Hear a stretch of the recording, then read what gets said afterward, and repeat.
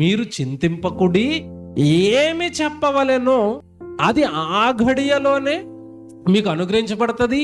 మీ తండ్రి ఆత్మ మీలో ఉండి మాటలాడుచున్నాడే గాని మాటలాడువారు మీరు కారు. అంటే వీళ్ళ మీదకి ఆన్ స్పాట్ ఆ శ్రమలో కష్టంలో ఉండగానే ఎవరు దిగుతున్నారు? పరిశుద్ధాత్మ దేవుడు.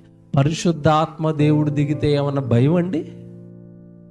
సంసోన్ను బంధించేశారు, మీకు తెలియదు కదా, దాగోను గుళ్ళు కళ్ళు పీకేశారు. అప్పటికే కళ్ళు పీకేసిన తర్వాత దాగోను గుడిలో అలాగా బందీలో ఉండిపోయిన తర్వాత అండి, అంతకుముందు ఎప్పుడు బంధించాలనుకున్నా సరే అతను బంధించలేకపోయారు. ఎందుకు? కారణం ఏంటి చెప్పండి?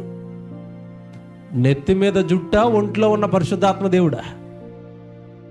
పరిశుద్ధాత్మ దేవుని శక్తి అది. ఆ సీక్రెటే ఎవరికి చెప్పొద్దు అన్నాడు. చెప్పగానే పరిశుద్ధాత్మ దేవుడు వదిలి వెళ్ళిపోయాడు. ఫిలిష్తీయులు బంధించేశారు. జాగ్రత్తగా వినండి. చివరిలో ఆ గుడిలో ఉండే బాధపడిపోతూ దేవుడికి ఒక ప్రార్థన చేశాడు, తండ్రి నన్ను మన్నించు, నేను తప్పు చేశాను, ఒక్కసారి తిరిగి మరలా ఆ బలాన్ని నాకు అనుగ్రహించాడు.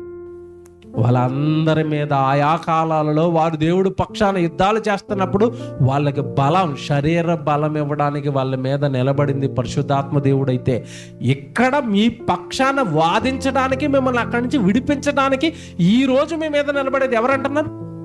పరిశుద్ధాత్మ దేవుడు. ఇప్పుడు మీరు బాగా ఆలోచించండి. దేవుడు ఆదరణ, దేవుడు ఆలోచన, దేవుడి యొక్క ప్రణాళికలు అన్నీ కూడా, ఆయన మనసంతా కూడా ఎవరి మీద ఉంటుందంటే, ఇదిగో నా పక్షాన, సువార్త పక్షాన మీరేమైనా శ్రమలోనికి వెళ్ళిపోతే మీ మీద పరిశుద్ధాత్మ దేవుడిని నేనేం చేస్తున్నాను?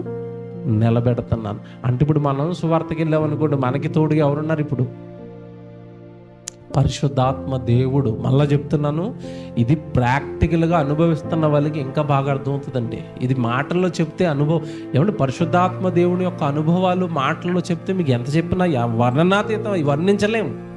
మీరు ప్రాక్టికల్గా అనుభవిస్తేనే ఇవి అర్థమవుతాయి. పిల్లరా, దేవుడి సేవ నిమిత్తము మీరు కష్టాల్లోనికి వెళతాను అంటే, మీకు తోడుగా నేను వస్తున్నాను అంటున్నాడు దేవుడు.